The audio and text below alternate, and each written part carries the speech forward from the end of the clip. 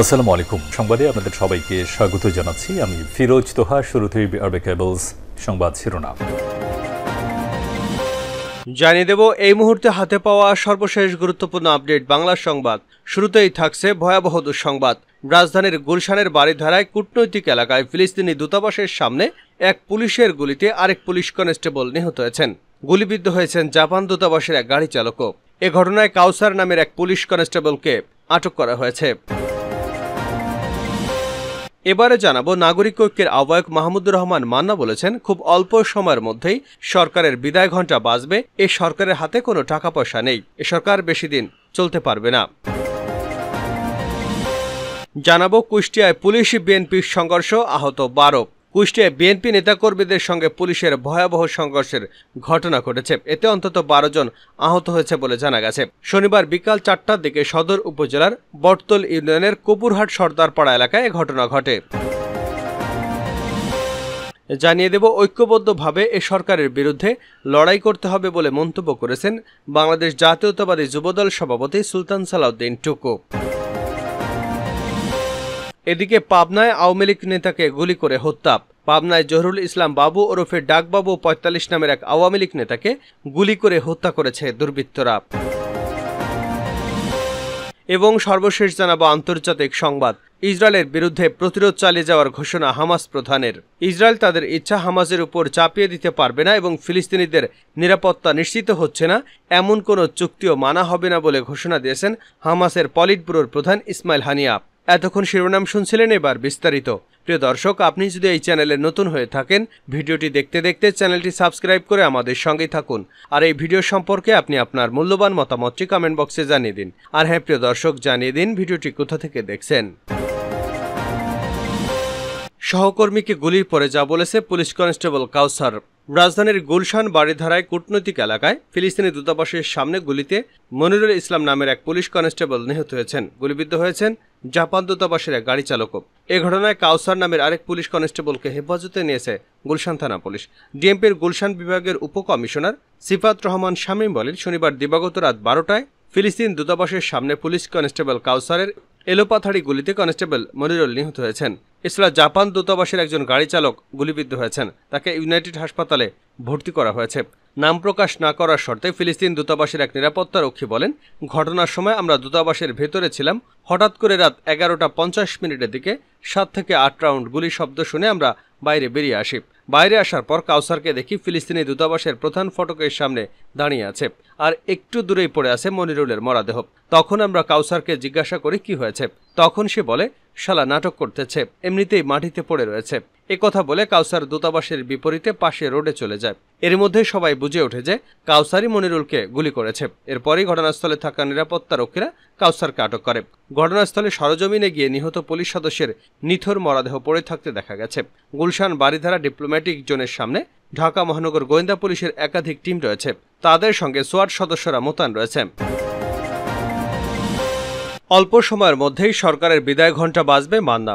নাগরিক ঐক্যের সভাপতি মাহমুদুর রহমান মান্না বলেছেন, অল্প সময়ের মধ্যেই সরকারের বিদায় ঘণ্টা বাজবে। এই সরকারের হাতে কোনো টাকা নেই, বাজেটের জন্য টাকা যোগান দেওয়ার ব্যবস্থা নেই, ডলার নেই, নিত্য প্রয়োজনীয় জিনিসপত্রের আমদানির জন্য মানুষ এলসি খুলতে পারছে না। সরকার 5 বছর কিভাবে টিকবে? বাজেটের জন্য বিদেশে হাত পাততে হচ্ছে। এ সরকার দেশ চালাতে পারবে না। বিকেল 5টায় ময়মনসিংহ নগরের মুসলিম ইনস্টিটিউট হলরুমে গণতন্ত্র মঞ্চ আয়োজিত বিভাগীয় প্রতিনিধি সভায় প্রধান অতিথির বক্তব্যে এসব কথা বলেন তিনি। ভোটাধিকার ও গণতন্ত্র রাষ্ট্র প্রতিষ্ঠায় সংগ্রামে সবাইকে ঐক্যবদ্ধ হওয়ার আহ্বান জানিয়ে এই প্রতিনিধি সভায় মাহমুদুর রহমান মান্না আরও বলেন, পুলিশ, আর্মি, বিজেপি সহ সবকিছু নিয়ে সরকার ক্ষমতায় টিকে আছে। আওয়ামী চোর, বাটপাল, লুটেরা তৈরির দল, তাদেরকে সর্বাত্মকভাবে বর্জন করতে হবে। উবায়দুল কাদের বলেছেন, ভারতের সাহায্যে তারা ক্ষমতায় টিকে আছে, কিন্তু জনগণ না থাকলে এ সরকার ক্ষমতায় থাকতে পারবে না। চীন, রাশিয়া, ভারত সবাই এ সরকারের কাছে টাকা পায়। $100 বিলিয়ন ঋণ সরকারের, কিন্তু সরকারের কাছে কোনো টাকা নেই। মান্না বলেন, আমরা সবাই যুগপৎ আন্দোলনে আছি, চূড়ান্ত লড়াই করব। ক্ষমতায় গেলে কল্যাণ রাষ্ট্র প্রতিষ্ঠা করব। সবাই ঐক্যবদ্ধ হন, লড়াই করলে এ সরকার টিকতে পারবে না। কুষ্টিয়ায় পুলিশ বিএনপির সংঘর্ষ, আহত 12। কুষ্টিয়ায় বিএনপি নেতাকর্মীদের সঙ্গে পুলিশের সংঘর্ষের ঘটনা ঘটেছে। এতে অন্তত 12 জন আহত হয়েছে বলে জানা গেছে। শনিবার বিকাল 4টার দিকে সদর উপজেলার বটতল ইউনিয়নের কপুরহাট সর্দারপাড়া এলাকায় এই সংঘর্ষের ঘটনা ঘটে। এ সময় নেতাকর্মীরা পুলিশের দিকে ইটপাটকেল নিক্ষেপ করে। পুলিশ নেতাকর্মীদের ছত্রভঙ্গ করতে টিয়ারশেল নিক্ষেপ করে গুলি চালায়। পুলিশ জানায়, শনিবার বিকেলে কপুরহাট এলাকায় সমাবেশের আয়োজন করে বিএনপি নেতাকর্মীরা। সমাবেশে যোগ দিতে বিএনপি, যুবদল, ছাত্রদল, সহযোগী সংগঠনের নেতাকর্মীরা কর্মসূচি স্থলে আসতে থাকেন। বিএনপি নেতাকর্মীরা নিজেদের অভ্যন্তরীণ কোন্দলের কারণে বিশৃঙ্খলা ঘটাতে পারে এমন তথ্যের ভিত্তিতে পুলিশ সেখানে যায়। এ সময় পুলিশকে লক্ষ্য করে বিএনপি, যুবদল এবং ছাত্রদলের নেতাকর্মীরা ইটপাটকেল ছুটতে থাকেন। এতে দুপক্ষের মধ্যে সংঘর্ষ শুরু হয়। পরে পরিস্থিতি নিয়ন্ত্রণে পুলিশ কয়েক রাউন্ড গুলি এবং টিয়ারশেল নিক্ষেপ করে। প্রায় 30 মিনিট চলা এই সংঘর্ষে এলাকায় আতঙ্ক ছড়িয়ে পড়ে। এক পর্যায়ে পুলিশের তৎপরতায় বিএনপি এবং সহযোগী সংগঠনের নেতাকর্মীরা পালিয়ে যায়। এ বিষয়ে বিএনপির যুগ্ম সম্পাদক প্রকৌশলী জাকির হোসেন বলেন, বিএনপি ও অঙ্গ সংগঠনের নিপীড়িত নেতাকর্মীদের সান্ত্বনা দেওয়ার জন্য কেন্দ্রীয় নেতাদের একটি দল কুষ্টিয়ায় এলে তাদের নিয়ে পুলিশের মৌখিক অনুমতিতে শহরের নবীন টাওয়ার এক সমাবেশের আয়োজন করেছিলাম। বিশৃঙ্খলা সৃষ্টির অভিযোগ তুলে অনুষ্ঠান শুরু হওয়ার আগেই পুলিশ আমাদের সমাবেশ বন্ধ করতে বলে।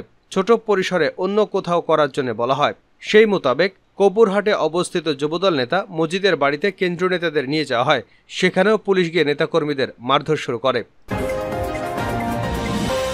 ঐক্যবদ্ধভাবে এ সরকারের বিরুদ্ধে লড়াই করতে হবে যুবদল সভাপতি। ঐক্যবদ্ধভাবে এ সরকারের বিরুদ্ধে লড়াই করতে হবে বলে মন্তব্য করেছেন বাংলাদেশ জাতীয়তাবাদী যুবদল সভাপতি সুলতান সালাউদ্দিন টুকু। তিনি বলেন, বাংলাদেশের গণতান্ত্রিক ব্যবস্থা এখন নিয়ন্ত্রিত।